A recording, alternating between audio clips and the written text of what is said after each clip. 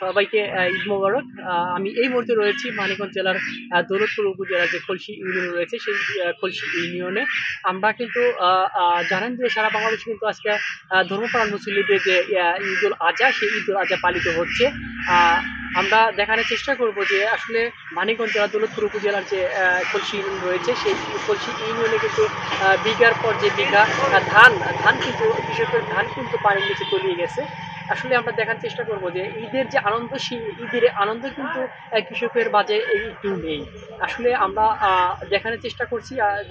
দর্শক আপনারা যদি একটু দেখানোর চেষ্টা করবো আপনাদেরকে যে এখানে কিন্তু পানির যে স্রোত সেই স্রোত আপনারা দেখতে পাচ্ছেন আর ধান কিন্তু পানিতে তলিয়ে যাচ্ছে। আমরা সেটা দেখানোর চেষ্টা করছি। আমরা একজন কৃষক ভাইয়ের সাথে কথা বলে আপনাদেরকে জানানোর চেষ্টা করব। আসলে আপনার ধান কত কত বিঘা ধান আসলে পানিতে তলিয়ে গেছে? আমার ধান 16 বিঘা। আমার প্রজেক্টে 16 বিঘার মধ্যে আমার 4-5 বিঘা কাটছে, আর সবটি তলাই গেছে গা। এখন ওই খেতেরা মনে করেন কামলা পায় না, 1500 টাকা করে কামলা ওই লক্ষের মধ্যে করছে, তাও পায় না। এই যে একা একা কাটতেছে, মনে করেন আমি যে কটাই কাটি ওই কটাই মনে করেন আমার রেজেকে আসছে। এখন এই যে সারা বছর যে ক্ষতিটা হইলো আসলে এই পানিটা কতদিনের মধ্যে আসছে বা কয়দিন সময়ের মধ্যে পানি আসছে? পানিটা মনে করেন এই 4-5 দিনের মধ্যে হলো। হ্যাঁ, 4-5 দিনের মধ্যেই ভরে গেছে, 4 দিনের মধ্যে ভরে গেছে। এখন এই বিষয়টা নিয়ে কোনো জনপ্রতিনিধি আপনাদের কাছে বা আপনাদের সহযোগিতার হাত বাড়িয়ে দিয়েছিল কিনা? না, কেউ দেয় না, দিব কেনা। তখন হইলো কি হইলো, ওই যাকে যাকে খেত তারাই মনে করেন হইলো কাটতে কিছু ওই যে কাজে সাজতে পারে না, মনে করেন তলাই গেছে গা, সারতে পারে না কেউ। 4 দিনের মধ্যে মনে করেন হইলো তলাই গেছে গা। আমার নাম হাসান। প্রিয় দর্শক আমরা একজন কৃষক ভাইয়ের সাথে কথা বললাম, আপনাদেরকে দেখানোর চেষ্টা করলাম যে তার কিন্তু যে 16 বিঘা ধান সেই 16 বিঘা ধান কিন্তু পানিতে তলিয়ে গিয়েছে। আমরা আরেকজন কৃষক ভাইয়ের সাথে কথা বলবো, কথা বলে আপনাদেরকে দেখানোর চেষ্টা করব যে আসলে তারও কিন্তু ধান আহ, পানিতে তলিয়ে গিয়েছে। এখন আমরা কিন্তু দেখানোর চেষ্টা করছি আসলে আপনার যে ধান তলিয়ে গেছে আসলে আপনি একাই ধান কাটছেন। আজকে তো ঈদুল আজহা সেই ক্ষেত্রে আসলে ধান কাটছেন। ধান কত বিঘা ধান আপনার নষ্ট হয়েছে? 8 বিঘা। 8 বিঘা জমিন মনে করেন তলাই যেতেছে। কামলা করে তাই না, মানে কি ঝামেলা, তার জন্য নিজে নিজের দিনই কাটতে অনেক সমস্যা। ধান করা যেতেছে 2-3-4 দিনের মধ্যেই পানি এসে চলাই গেল। আমাদের তো আর কিছু করার নাই, যতদূর পারি তাই কেটে কেটে উঠাইতেছি। এই তাছাড়া আমরা আবার কি করবো? এই যে পানি দেখতেছেন, এই পানিতে মনে করেন যে কতদিন থাকবো তো ঠিক নেই। এখন 8 দিন থাকবো না 10 দিন থাকবে। যদি অল্প দিনে চলে যায় হয়তো মানুষ কিছু উঠাইতে পারবে না, একটা উঠাইতে পারবে না। তাহলে এমনি আমাদের কৃষকের টোটাল কত বিঘা জমি তলিয়ে গেছে এই জায়গায়?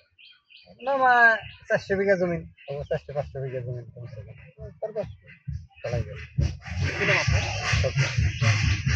প্রিয় দর্শক আমরা দেখানোর চেষ্টা করলাম যে খলসি ইউনিয়নের যে তালতলা রয়েছে সেই তালতলা থেকে যে কৃষকের ধান তলিয়ে গেছে প্রায় টোটাল 400 বিঘা ধান কিন্তু পানির নিচে তলিয়ে গেছে। কৃষকের কপালে যে চিন্তার যে ভাত সেই চিন্তার ভাত আমরা দেখতে পেয়েছি এবং হচ্ছে যে তারা কিন্তু তাদের কিন্তু ঘুম হারাম হয়ে গেছে তারা আমাদেরকে জানিয়েছেন।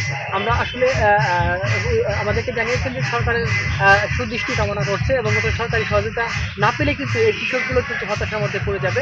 আমরা আমরা আরো কিছু চিত্র দেখানোর চেষ্টা করব আপনাদেরকে।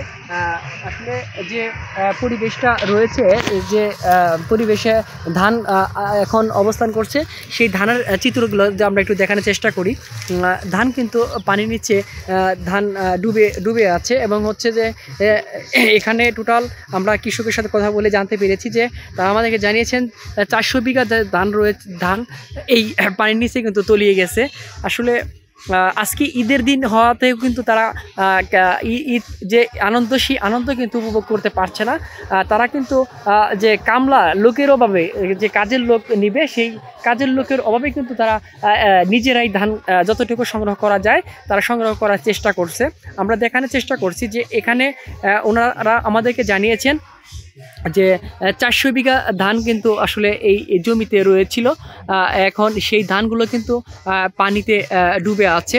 আসলে আমরা দেখানোর চেষ্টা করছি মানিকগঞ্জ জেলার খুলশী ইউনিয়নের যে ধানের পানির নিচে যে ধান তলিয়ে গেছে, কৃষকের যে ক্ষতিগ্রস্ত হয়েছে সেই কৃষকের ক্ষতিগ্রস্ত কৃষকের পাশে যদি সরকার না দাঁড়ায় তাহলে কিন্তু কৃষক একেবারে পথে বসে যাবে বলে আমাদেরকে জানিয়েছেন।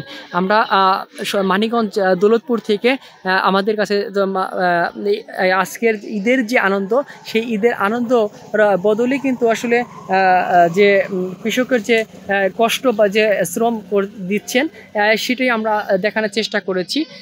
সকলকে ধন্যবাদ জানিয়ে কৃষকের প্রত্যাশা যে সরকার পাশে দাঁড়াবে এবং হচ্ছে যে সরকারি যে সহযোগিতা করলে সরকারের যদি সহযোগিতা করে কৃষকরা, তাহলে হয়তো কৃষকরা আবার দাঁড়াতে পারবে।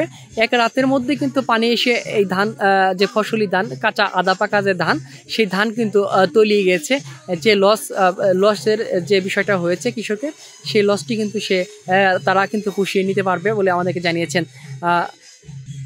মানিকগঞ্জ দৌলতপুর শিবালয় থেকে রেজাউল করিম রেজা, NTV অনলাইন।